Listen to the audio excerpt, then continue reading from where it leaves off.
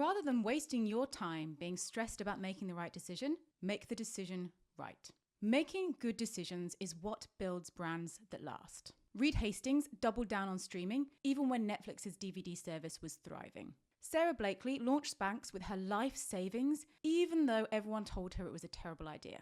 And Stuart Butterfield took a completely failing gaming company and pivoted it into Slack, the world's most used workplace tool.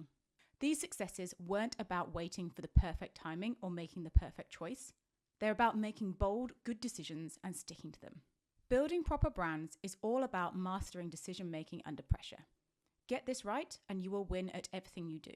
I'm Gina. I've spent the last 16 years taking brands from idea to IPO. And the reason why most of them are successful is because I mastered the art of decision-making. And this is a skill that can be easily taught. So I'm going to teach you exactly that today. This video is going to give you a framework for making pivotal decisions, the 10 key questions that you need to be able to answer for better decision making, the customer first rule that you need to adapt to make customer-centric decisions, the Tim Ferriss Fear-Setting Exercise, which is incredibly valuable if you are on this journey to build your own business, and finally, I'm going to teach you how to get over indecision. So firstly, the framework for pivotal decision making. If you work in a startup or if you are building something for yourself and you have a pivotal decision to make, you need to be using the expansion versus contraction test. And this is super simple. Ask yourself, does this choice expand my future, my possibilities, and my personal growth? If the answer is yes, then it's yes, even if it's scary. Conversely, does this choice shrink me, silence me, or limit my potential?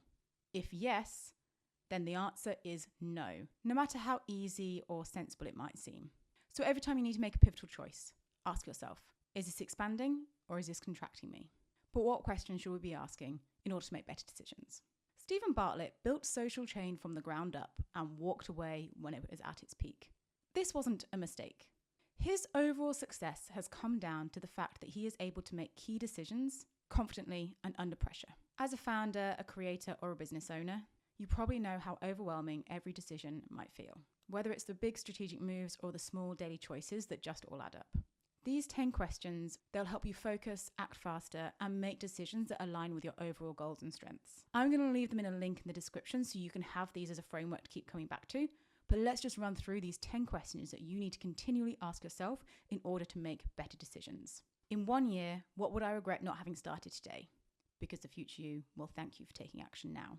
What would my mentor board of advisors say? Imagine a group of people you admire. What kind of advice would they give you? What is the risk of doing nothing? Doing nothing is also a decision.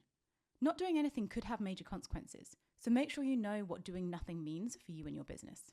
What core value am I optimizing for? Make sure that you've defined what truly matters for you and your brand and optimize to reach it. The deathbed test. Will I regret this? People on their deathbeds regret things that they didn't do far more than the things that they did. How certain do I need to be?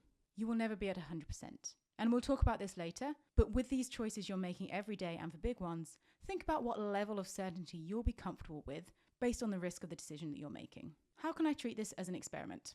Especially as a founder or someone building their own business, you can reduce the pressure on decisions by seeing if you can run it as a test first before fully committing. Where this is applicable, it removes the need for you to make that decision in the first place. And it just gives you more data for the ultimate decision. Do I want to be the kind of person who does this? Think about what kind of person who takes this choice or makes this choice does. Identity-based decisions are actually far easier to implement than task ones. Will this energize me or drain me? Always choose things that excite and inspire you. And number 10, the big one, and kind of the Stephen Bartlett rule, should I quit? If something is hard, ask yourself, is the challenge worth the reward? If something sucks, ask yourself, can I make it better? If not, then quit.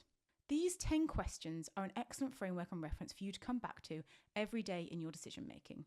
When you find yourself at a fork in the road where you have to make a decision, whether that's big or small, by framing every one of your decisions into answering these questions honestly, you will know what route to take immediately. The more you do that and the more you use this 10-question framework, the better you'll become at decision making. And as we're building proper brands, let's look at the customer first rule that we can implement to make better customer-based decisions. When Monzo was scaling, they did not waste their time trying to please everybody. They focused on the 20% of people who loved their product. And those superfans is what drove their explosive growth.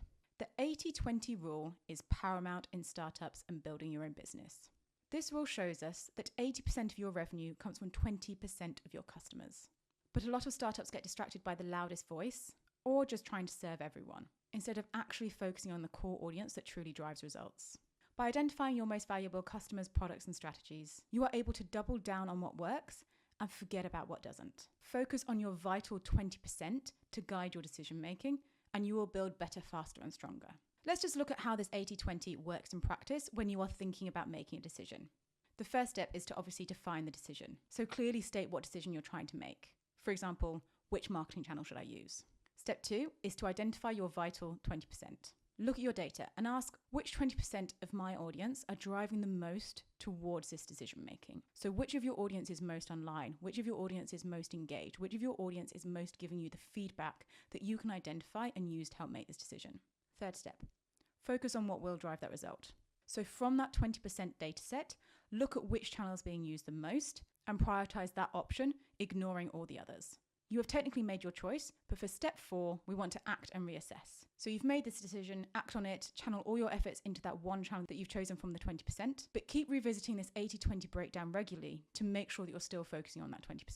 By filtering all your decisions through the 80-20 rule, you will avoid distractions and focus on what really moves the needle. Now this is the fun one, the kind of vague description Tim Ferriss Fear-Setting Exercise. We all know who Tim Ferriss is. He built the 4-hour work week. He's hugely successful, and most of this because he mastered one main thing: making bold decisions despite fear. Fear is what holds most people back, especially for us startups, us creators, us entrepreneurs. The fear of failure, the fear of other people's opinions, fear holds us back from making good decisions. But Tim Ferriss teaches us to not ignore fear, but instead to lean into it for better decision making. His fear-setting exercise breaks this all down. It helps him face the worst case scenarios, plan around them, and then move forward with confidence. The truth really is that most fears are overblown or imagined. By tackling them head on in this way, you can stop hesitating and make decisions that move your life and your business forward. So here's how Tim Ferriss's fear-setting exercise works. And this is 4 questions that you should write down. 1.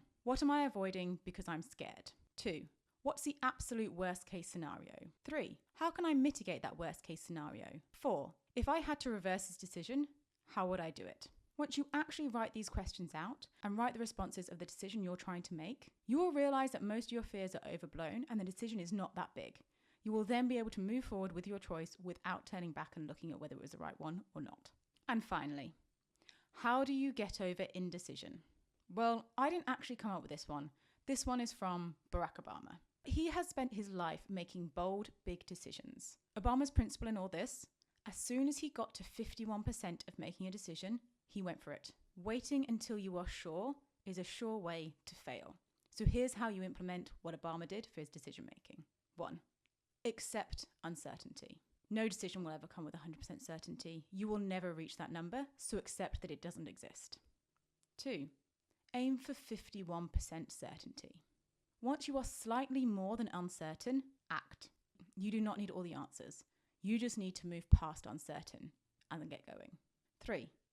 Act quickly and adapt where necessary. The 51% rule is all about momentum.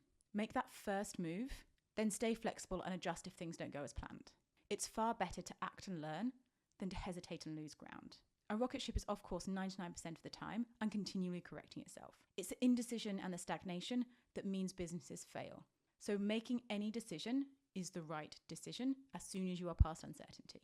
And number 4, focus on progression, not perfection. The whole point of good decision making is to get going. Great decisions aren't about flawless execution. They are about moving forward with purpose. Each step brings clarity, confidence, and builds towards the final result. Getting to that 51% and starting to act will not only mean you are in momentum, but it means you are acting with purpose, and any other decision making that comes along will be easier for you to tackle. So every great business is built on big, bold decision making. I have given you the strategies in which you can refer to time and time again when you need to make decisions. Now you don't need to spend your time worrying about whether you've made the right decision, because you will have made the decision right.